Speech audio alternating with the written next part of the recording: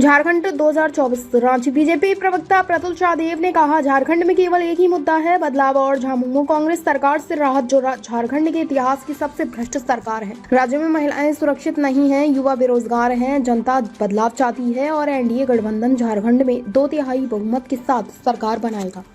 देखिए, पूरे राज्य में एक ही मुद्दा है और पहले चरण के 43 सीटों पर एक ही मुद्दा था और दूसरे चरण में भी एक ही मुद्दा है, वो है परिवर्तन और मुक्ति।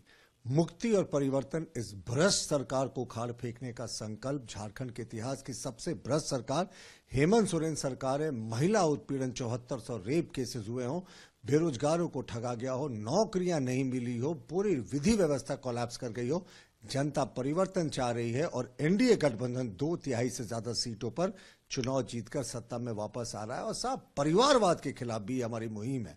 और बांग्लादेश घुसपैठ इस चुनाव में संताल परगना इलाके में एक बड़ा मुद्दा है, क्योंकि कांग्रेस के प्रभारी जो गुलाम मीर हैं, उन्होंने तो स्पष्ट कहा कि सरकारी योजनाओं का लाभ वो बांग्लादेशी घुसपैठियों को भी देंगे। 450 रुपए में गैस सिलेंडर घुसपैठियों को देंगे। यानी ये देशद्रोह की बातें हैं। और ये कहते हैं घुसपैठिए कहाँ, इन पे इनके जो प्रभारी हैं वो तो मोहर लगा रहे हैं कि घुसपैठिए है साहब, और हाँ किसी में हिम्मत है तो रोको, हम घुसपैठियों को देंगे आदिवासियों और मूलवासियों का हक छीनकर। तो यही इनकी सोच है और जनता परिवर्तन चाहती है। घुसपैठियों की बात कहा आपने, लेकिन वही कांग्रेस के राष्ट्रीय अध्यक्ष मल्लिकार्जुन खड़गे प्रेस कॉन्फ्रेंस कर कहते हैं कि घुसपैठिए अगर आ रहे हैं तो उसकी सारी जवाबदेही केंद्र सरकार और बॉर्डर सिक्योरिटी बरगलाने की कोशिश करते हैं।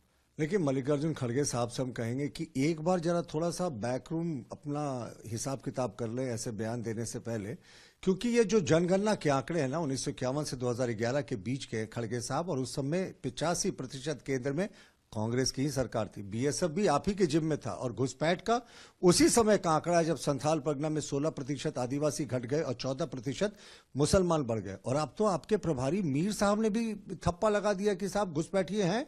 उन्होंने कहा कि हम घुसपैठियों को भी 450 रुपए में सिलेंडर देंगे। यानी सरकारी योजना का लाभ वो घुसपैठियों को दे रहे हैं। आदिवासियों का हक छीनकर, मूलवासियों का हक छीनकर वो घुसपैठियों को यहां योजनाओं का लाभ देंगे।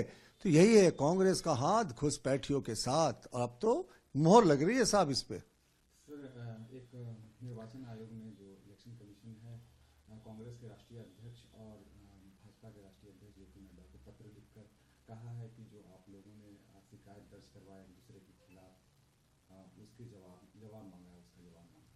देखिए, ये प्रक्रिया चलती रहती है। चुनाव के समय में कुछ शिकायतें होती हैं, चुनाव आयोग उस पर स्पष्टीकरण मांगता है, पार्टियां स्पष्टीकरण देती हैं। लेकिन जिस तरीके के विषाक्त बोल इस बार जो गठबंधन के नेता है, सत्ताधारी गठबंधन के, उनके बोल रहे हैं, मुख्यमंत्री हेमंत सोरेन भाजपा की तुलना कोबरा से कर रहे हैं, जहरीला है। यानी ये फ्रस्ट्रेशन का लेवल दिखा रहा है साफ कि आप चुनाव हार चुके हैं।